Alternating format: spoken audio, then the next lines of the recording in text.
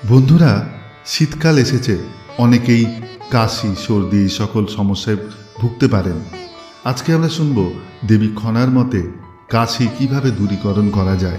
খনা বলেছেন, সারায় কাশি তুলসীর রস, জ্বরের ঔষধ শিউলির কষ।